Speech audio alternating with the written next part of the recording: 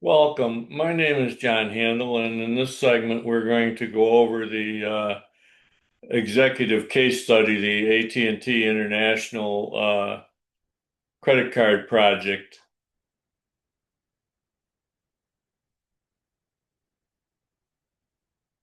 This is a case study in integrated operational readiness and a brief overview of the network that was involved. So the project enabled international telephone calls among the United States, Japan, and the United Kingdom. And the first phase was in California, involved the United States and Japan, and eventually the entire Pacific Rim. But in the second phase, invited England, and eventually that spread out to all of Europe and Africa and everything on the East Coast side of it. But there were two main switches that were the international switches, and one in Sacramento, one in Los Angeles, and all of the Pacific Rim traffic came into these two locations. And they were mated so that if one had a duplex failure, they would switch over to the other system and vice versa. All of this was happening in live traffic.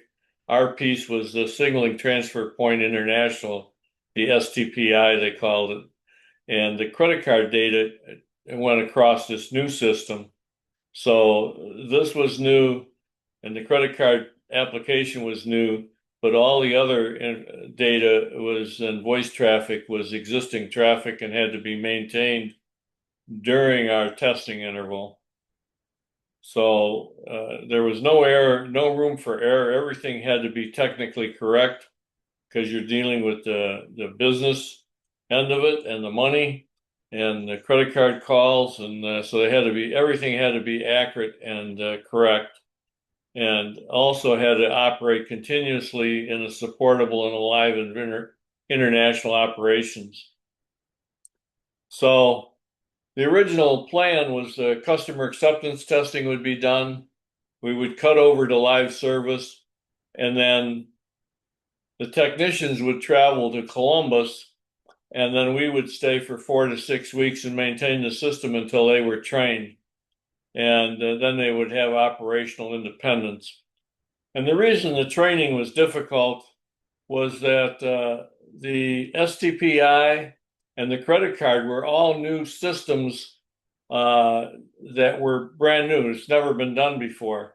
So it was hard for Columbus to train anyone until we proved that the first system in Sacramento was going to work. So that was the reason that the original plan called for us to maintain the system while they got technical training, because the training could only begin after they proved that everything was what we said it was going to be. So we were trying to have them do the training while we were in customer acceptance testing. So the original plan says that go live, the project team held the greatest practical knowledge while the technicians responsible for sustaining the system were away receiving classroom training. And so that indicated a gap there. We cut over, and there was a gap of 4 to 6 weeks before they had operational independence. So how could operations become capable before Bell Labs project team left the site? By having a integrated session where the technicians would participate in the testing for the final 6 weeks. And the first 2 weeks of that, they were with us all day long. And in the final 4 weeks, mornings we're testing alongside the Bell Labs team, and afternoons were covered with classroom training, and that led to operational readiness at project completion. However, we had approval from our end that trained in Sacramento while acceptance testing was still underway. However, the training center, they said the students were expected to travel to Columbus and the training center did not provide on-site instruction. So at my level, at the project level, and the customer was AT&T International, we wanted the training to happen, but the other organization involved was AT&T Training, and they said no. They weren't coming to Sacramento. So we had a sound project level idea, and it still can fail when the required decision authority lies outside the project team. So we had a vice president of AT&T International came out to the site to visit with his executive team.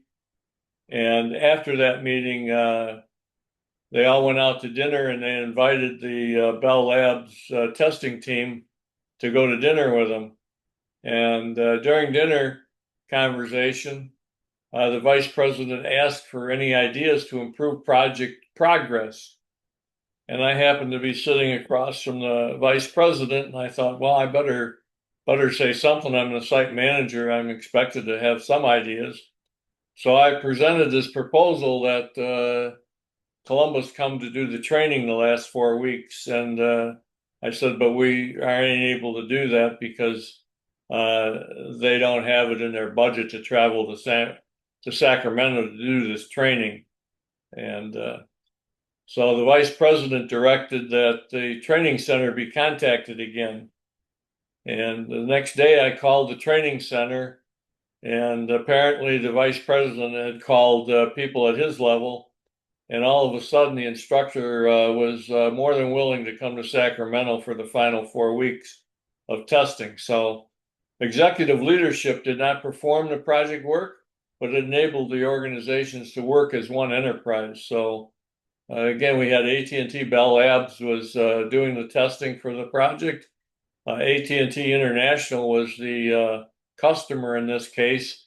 That was their switch in Sacramento and their facility.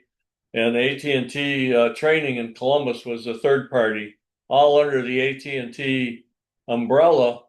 But at our level, at the project level and the customer level in California, we did not have the clout to force the instructor to come to California until executive leadership was involved. So as a result of the meeting, operations got practical experience, they got formal preparation and earlier confidence. From the Bell Lab side, we had no additional 4 to 6 weeks of post-cutover support, so we were able to leave earlier. And AT&T Training, the customer-funded instruction was delivered at the site and integrated with project work. And earlier operational ownership reduced dependency and earlier value realization. So operational readiness is developed through participation, instruction, ownership, and executive action before deployment. So the team changed the transition, not the technical scope, to improve the outcome. And when we looked at this, when I looked at it through PMI's more mindset now, I found that we were doing all of this mindset. We managed perceptions, we owned project success, relentlessly reassessed and expanded perspective. And you can see that we reframed on-site training as an operational readiness strategy, not a scheduling convenience. So we met the managed perception. Own project successes. We looked beyond technical acceptance to whether the customer could operate independently. So we satisfied the O. Relentlessly reassessed. We didn't take no for an answer. We reopened a rejected proposal when the executive sponsorship changed the decision environment. And that allowed us to proceed. Without the executive intervention, we would have stuck with the original plan. An expanded perspective, we connected project cost, training, operational continuity, ownership, and enterprise value, and showed that they could obtain enterprise value sooner. The training was allowed them to take take control of the site sooner. So we met the E portion of the more readiness outcome. So you can see from this, again, from this model that after the project was over, operational leadership continues with increased capability. They could process calls with no operator intervention. And here's a more complete picture of the process. And this is where I say that project leadership has very difficult time influencing executive leadership in this case. Project is there temporarily, and we're at the customer's location, so we have very little influence over operations. And operations had very little influence over our testing. But the three organizations together led to enterprise value. And again, once you get out there and in the future, it's going to come back and continue the governance cycle back to a business need.